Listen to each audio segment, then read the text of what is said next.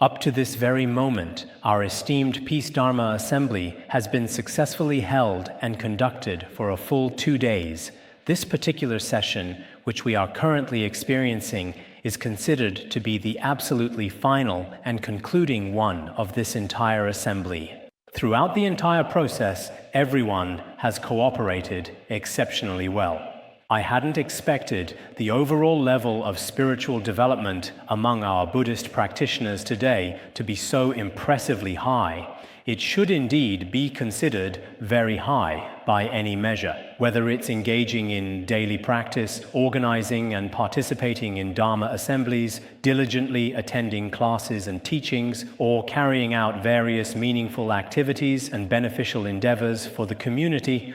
You can clearly see a person's overall level, a person's overall quality, a person's entire upbringing.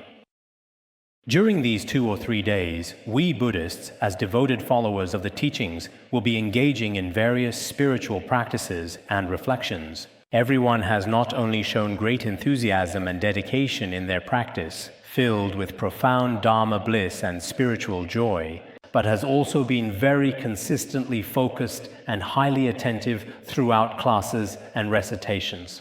Moreover, everyone clearly understands the proper discipline required for recitation and attentive listening to the Dharma. Everyone is very clear and mindful about these essential aspects.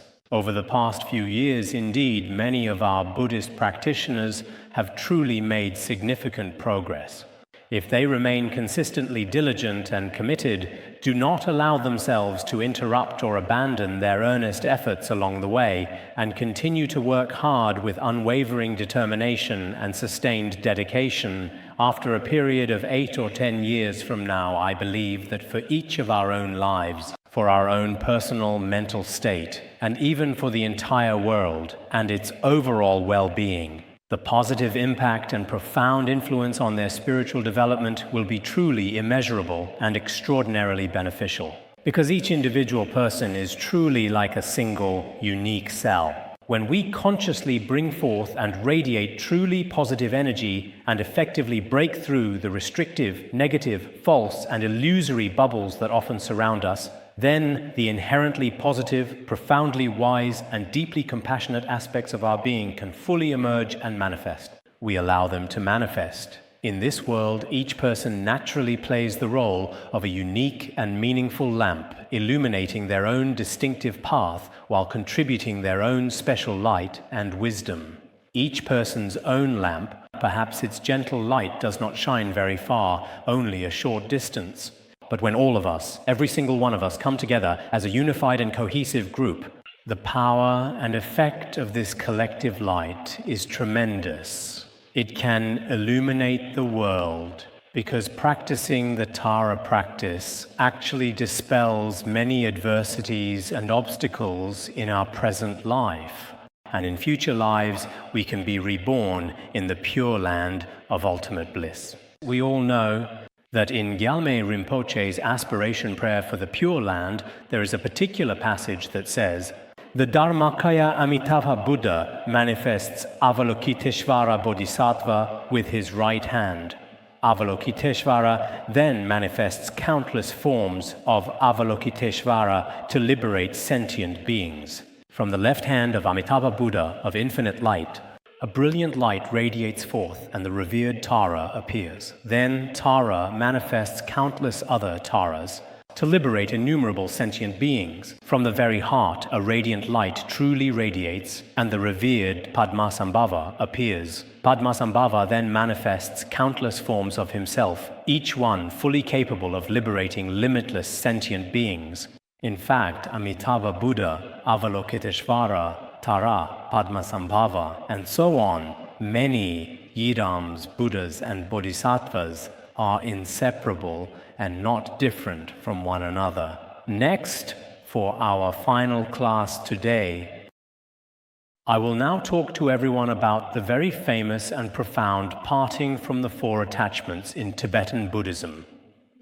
The parting from the 4 attachments is actually a fundamental principle. from Saken Kunga Nyingpo, the esteemed and influential founding patriarch of the Sakya school within the rich tradition of Tibetan Buddhism. When he was still quite young, at the tender age of 16, he diligently practiced Manjushri for a dedicated period of 6 continuous months. Later, he was blessed with the extraordinary experience of beholding the noble and radiant form of Manjushri Bodhisattva, and received the profound parting from the 4 attachments directly from him. On the surface, this particular teaching might appear deceptively simple. The so-called parting from the 4 attachments means that if one is truly attached to this present life, one is not a true spiritual practitioner. If one is deeply attached to samsara, one does not possess genuine renunciation. Third, if one is solely attached to self-benefit, one is certainly not a bodhisattva. If one is truly and deeply attached to views, that is certainly not the right view. These are indeed the 4 distinct and significant levels of content. In other words, one must completely abandon these 4 kinds of attachment. We all know that when practicing any dharma, there are positive and effective methods and crucial key instructions for practice, which are essential for success. And there are also some instructions from the negative perspective. The parting from the 4 attachments does not explain what is called right view in the worldly sense, what is called renunciation, bodhicitta, or non-dual wisdom.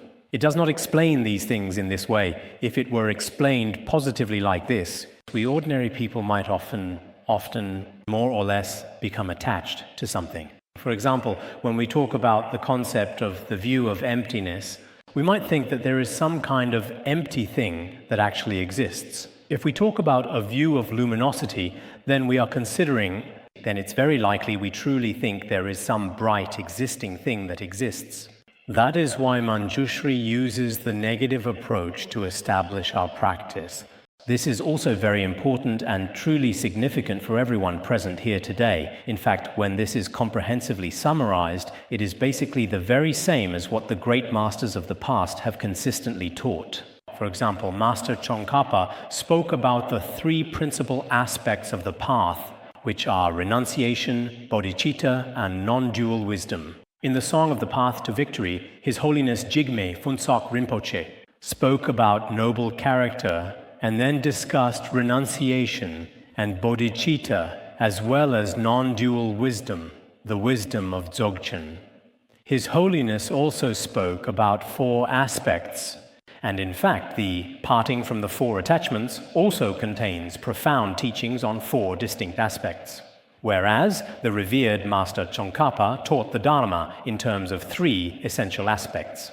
In fact, these great spiritual masters have truly summarized the very essence of spiritual practice in a very concise and truly thoroughly systematic way. If we do not have the pith instructions from a summarizing guru, it is very difficult to understand. If we are people who understand such pith instructions, regardless of whether we are men or women, we can be called great beings. I distinctly remember there is a particular line in the sacred Nirvana Sutra that profoundly states, if a truly good man or a truly good woman possesses these 4 profound qualities, they are indeed called a great being. What exactly are these 4 essential qualities? First and foremost, it involves diligently associating with a virtuous and wise teacher, then attentively listening to the profound Dharma, subsequently contemplating its deep meaning with great care, and finally practicing accordingly with sincere dedication. If one genuinely possesses these 4 remarkable qualities, they are truly called a great being.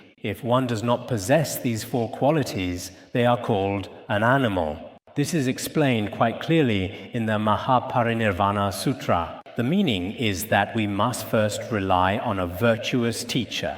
Then we proceed to listen, contemplate, and practice, hearing, reflecting, and cultivating.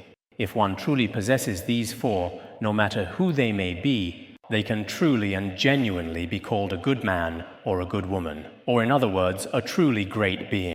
There is a principle here. We need the guidance of a virtuous teacher. Without the guidance of a good teacher, it is very likely that the teachings on parting from the 4 attachments that we discuss may not be very clear to us. The actual words themselves may not be very clear at all. But if we have even a little bit of guidance from a truly good and experienced teacher, then everyone can certainly understand the profound meaning within. Therefore, today we will use this time to give everyone a brief explanation. First, the first attachment, which is the meaning of if one is truly attached to this present life, one is not a true spiritual practitioner. As Mahayana Buddhists, as genuine and dedicated practitioners, we truly need to see through and transcend the mundane affairs of this life. Many great masters in Chan Buddhism and Chinese Buddhism often talk about seeing through and letting go. This is what is called truly seeing through this life, because as ordinary people, we are especially attached to temporary fame, profit, and wealth in this particular life. Many dedicated practitioners quite often attend empowerments and Dharma transmissions. What is their purpose?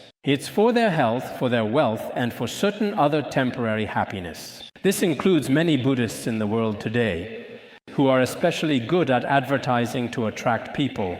They say whatever people like to hear these days, so that everyone will truly want to participate. Therefore, we should first endeavor to understand what it truly means to see through this life. The very first step is that, although we cannot abandon everything in the world, as good and diligent practitioners, we also should not be overly attached to this life. If you are too attached to this life, then there is no way to attain liberation.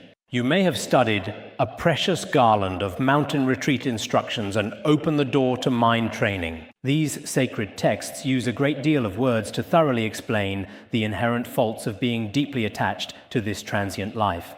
Because if we are only attached to this fleeting life, I'm afraid that much of the ultimate and profound Dharma, we may not necessarily understand it. Many of us say that being attached to this life is very important, that we should promote humanistic Buddhism. Humanistic Buddhism is very good. For the time being, we talk about the teachings of the human and heavenly vehicles. Humanistic Buddhism is very important. But if we only talk about Buddhism for this world only and do not emphasize liberation, then it is very likely that we will always be deeply attached to things like worldly fame, material profit, immense wealth, perfect health, and so on.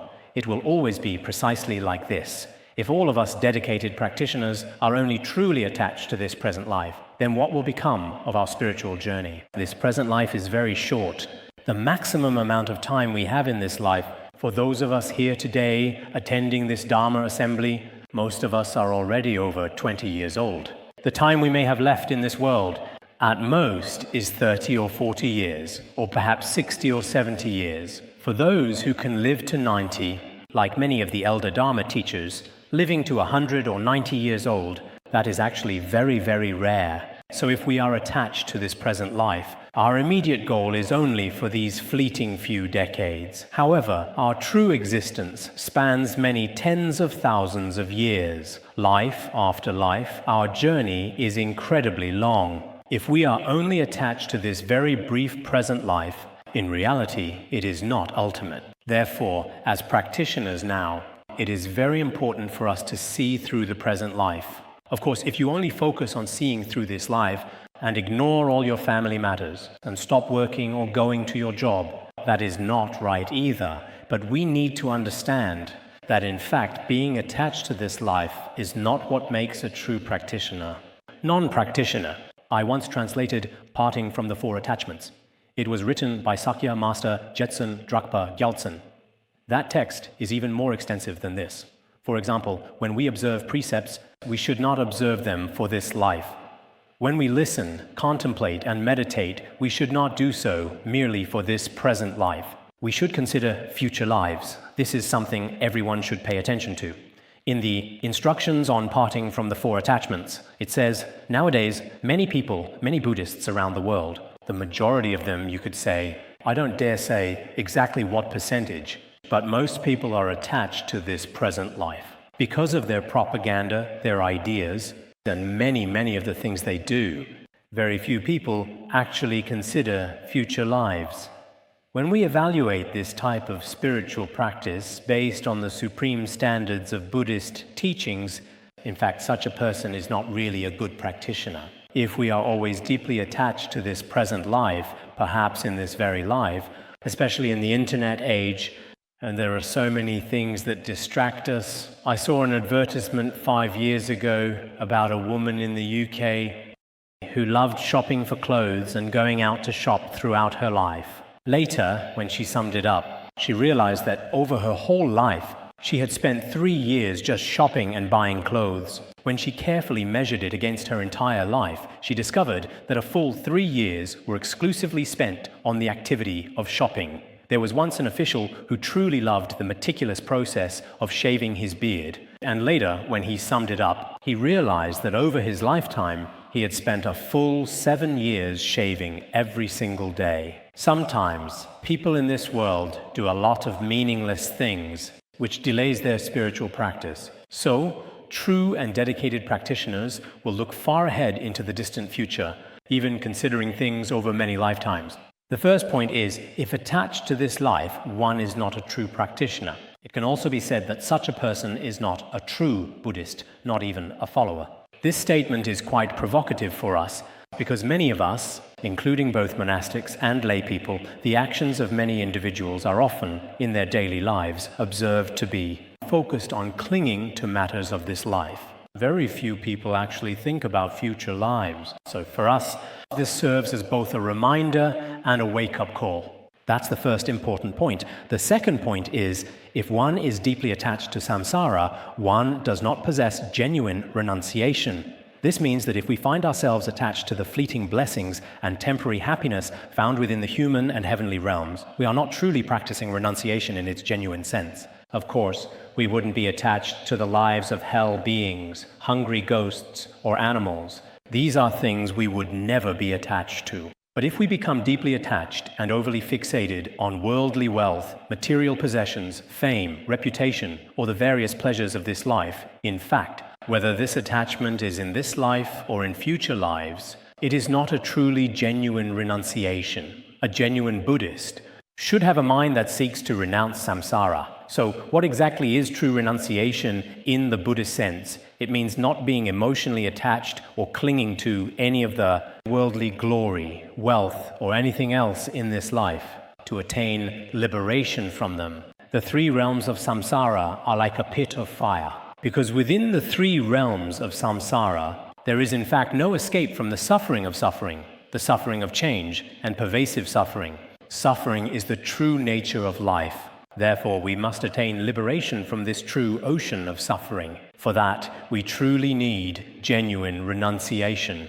If we completely lack this essential renunciation, even if we were to become monastics and join a spiritual order, we have not truly renounced the household life yet. In the Buddhist scriptures, there is one called the Ancient and Profound Sutra of Past and Present Causes and Effects, which explicitly states and clearly conveys all the virtuous and non-virtuous actions that we create throughout our lives are generated by the mind's various thoughts, intentions, and conceptual activities. Therefore, all genuine renunciation depends upon the mind. True spiritual practice of leaving household life is rooted in the proper cultivation of one's mental attitudes and inner disposition. There is such a line which indeed means that, in fact, the virtuous and unwholesome actions that we perform ourselves in our daily lives are all truly and completely created by our human mind.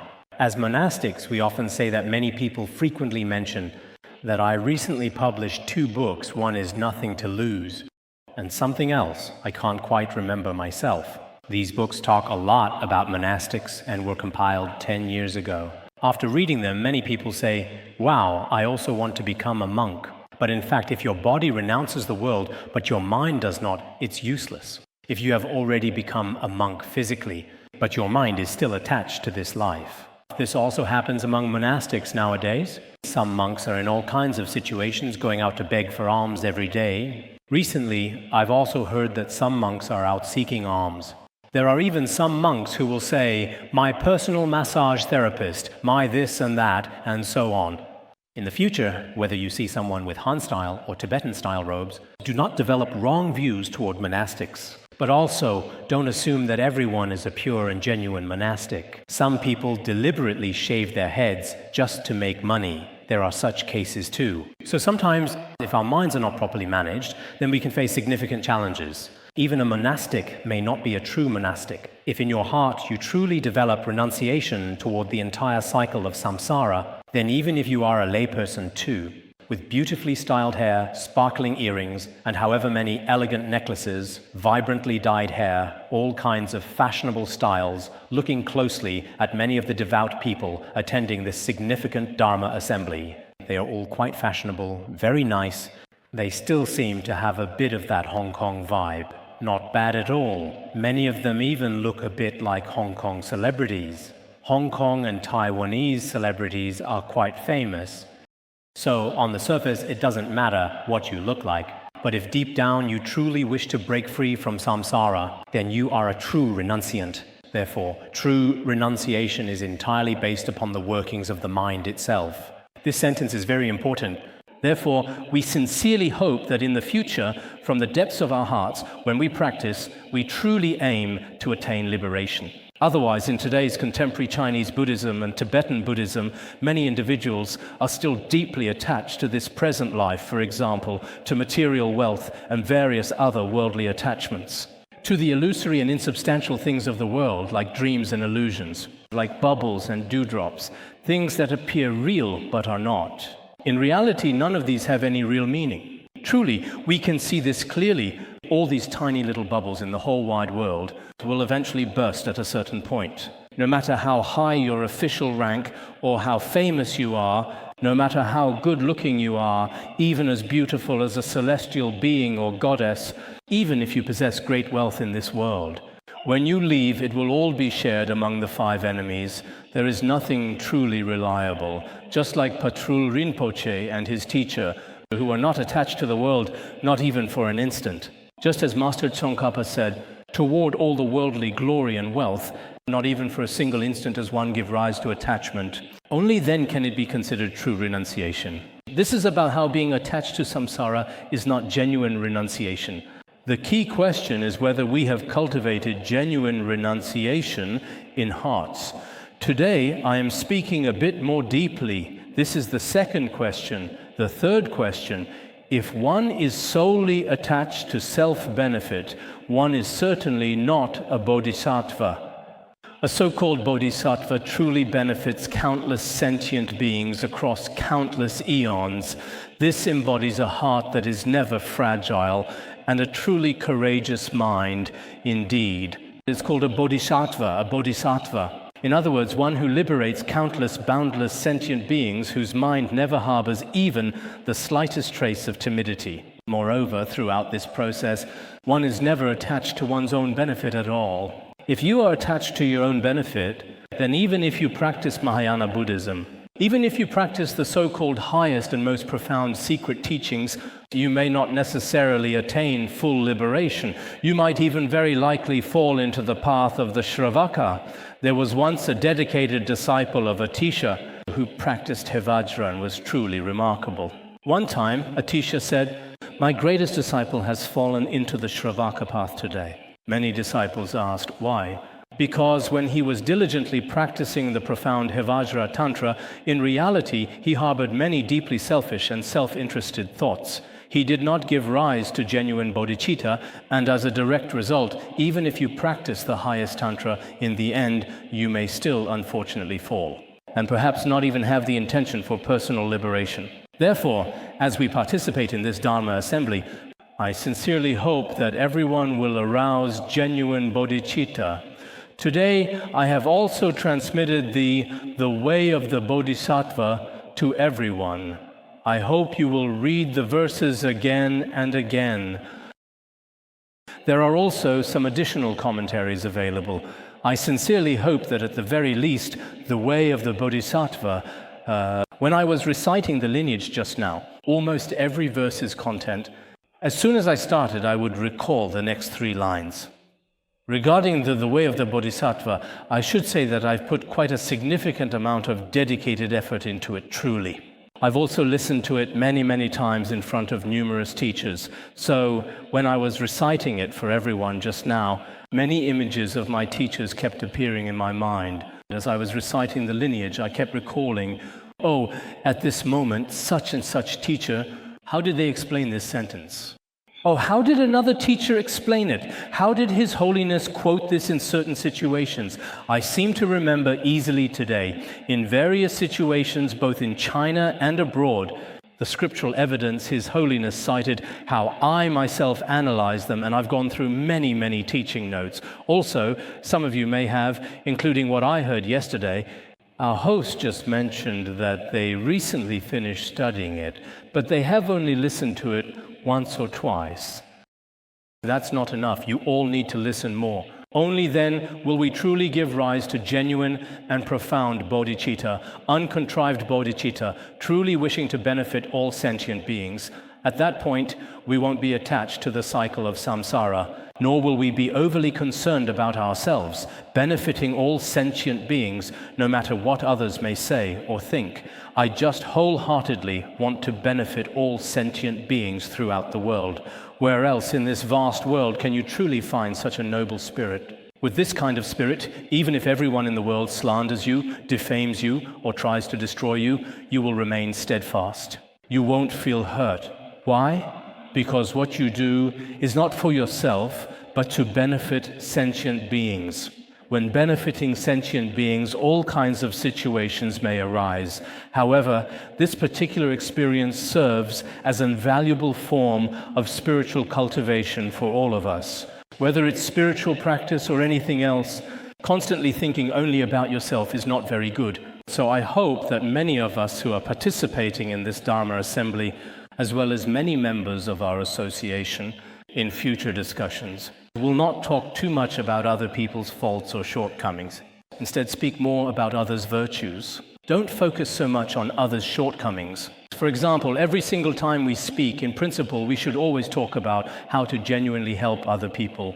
How can we effectively spread the Dharma? We truly need to discuss more about these important principles if we want to have hope. But every day we end up talking about gossip and right and wrong, discussing deeply personal matters and individual suffering. In fact, these specific things are often not very meaningful or impactful in the broader context. The more significant question is whether a Buddhist community can truly flourish and thrive. Whether it can have hope for the future depends, for one, on having a sense of cohesion. Everyone needs to unite and work in harmony. Another important thing is that we must all help each other and have a heart that benefits others. With this kind of positive mindset and strong organization, we can truly exist in the world for a very long time. If we lack this kind of driving force, or if we unfortunately lack this essential kind of spirit, it's very highly likely that at a certain critical point in time, it will simply fade away completely on its own. Throughout human history, we've seen many cases of self-praise and self-preserving attitudes and mindsets, which seems to be beneficial and good, but in reality, these do not last long. When the time comes, they will disappear. Ideas that truly benefit all of human society and organizations that are genuinely beneficial can certainly endure for a very, very long period of time. As history profoundly evolves, we can also see this quite clearly, the true value and profound significance of their existence. Therefore, as future Buddhist practitioners, even though we currently appear as ordinary people with self-serving intentions, we must understand that cultivating the Bodhisattva's altruistic and compassionate mind is far more important for our spiritual development. Indeed, those bodhisattvas, eminent monks, and great masters who truly benefit sentient beings, all their life's efforts are not for themselves but entirely for others. Such bodhisattvas exist among lay practitioners and also among the monastic community.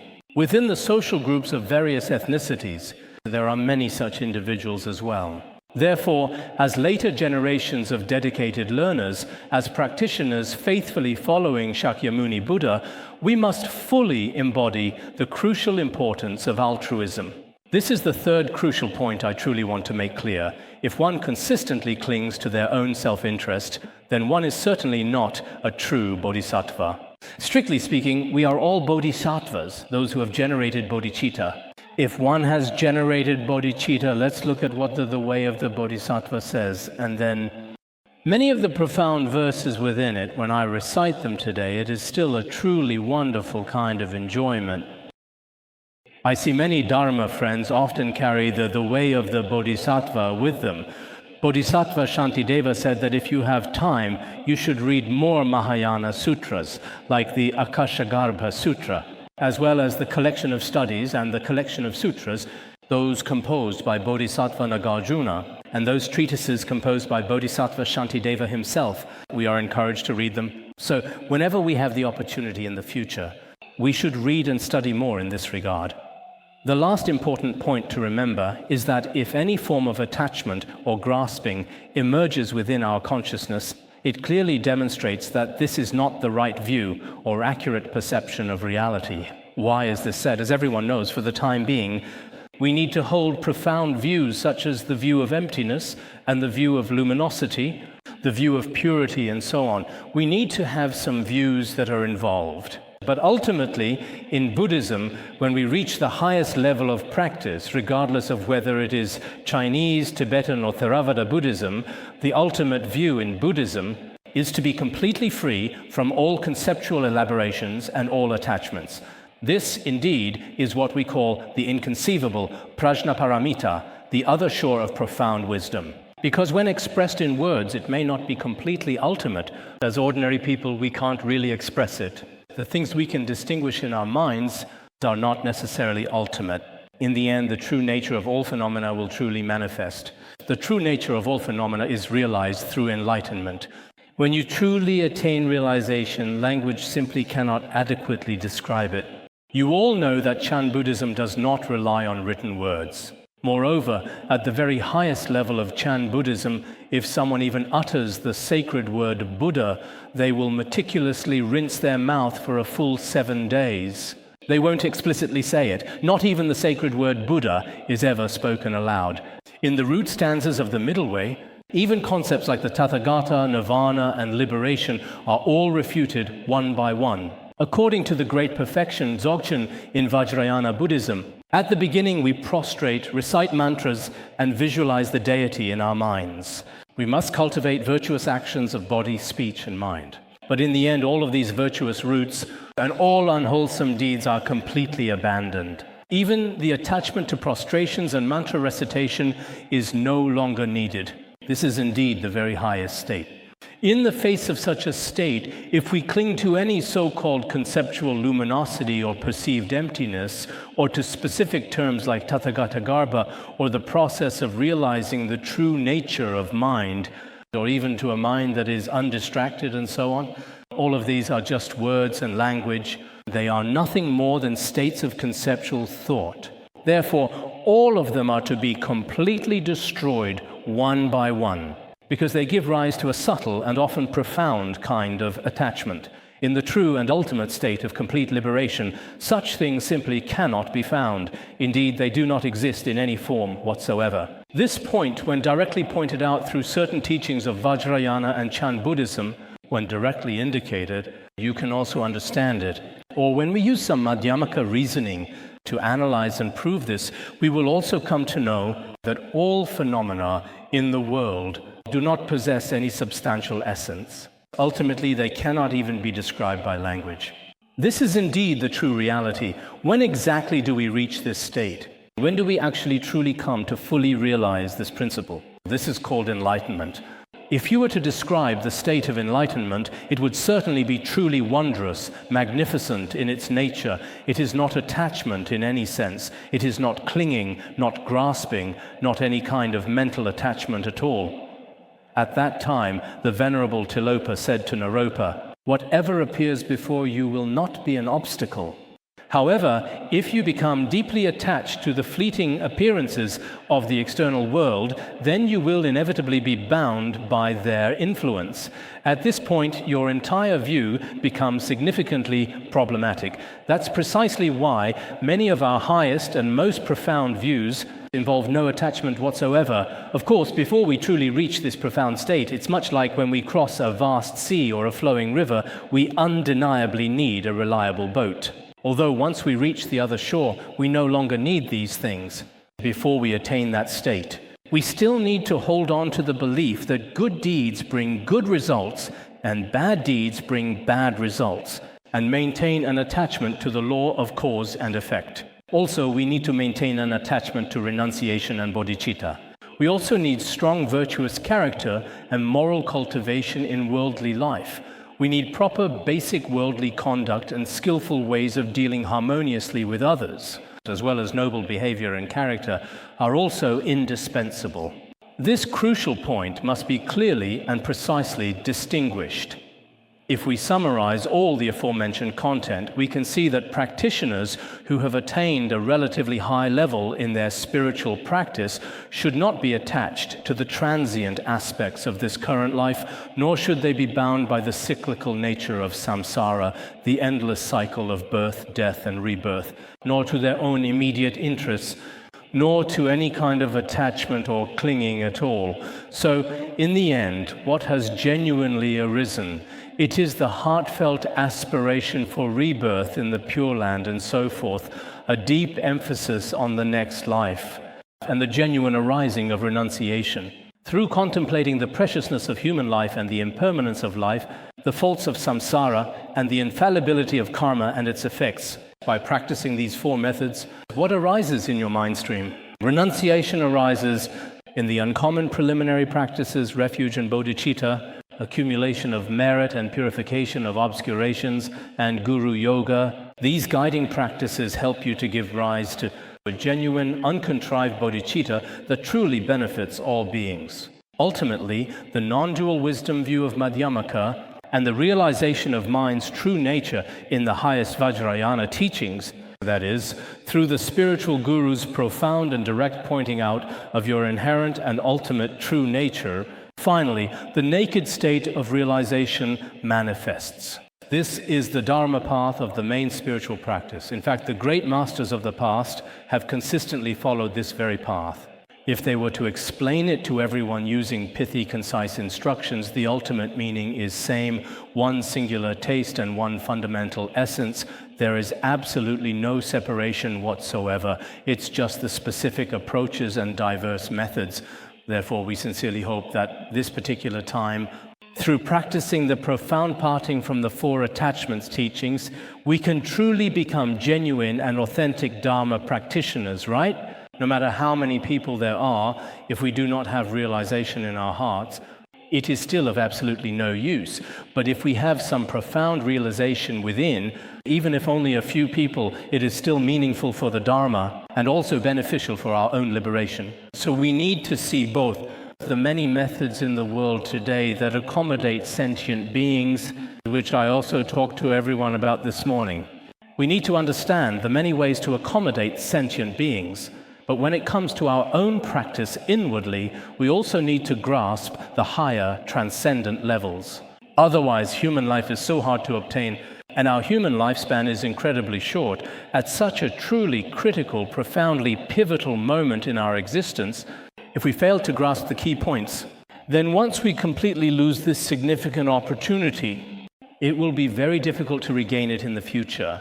So in this occasion where all kinds of favorable conditions have come together, in such a significant and important gathering as this, where many individuals have come together, my ultimate and final hope is that everyone can truly make their aspirations and dreams come together collectively. And together we can also help countless sentient beings in this world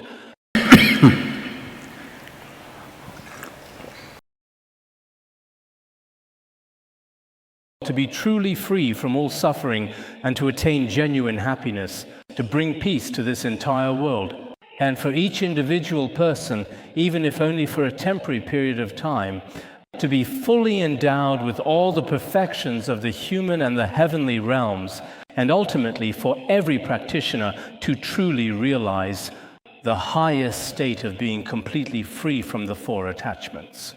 This is also the aspiration that we are making today, and it is a significant one. To everyone present here, I truly hope that you will also pay very close attention to parting from the four attachments. If you do so, I truly believe our lives will be as meaningful as a wish-fulfilling jewel. I am deeply and sincerely grateful to every one of you here today. That concludes my entire talk for this session. That's all for my talk. Time is up.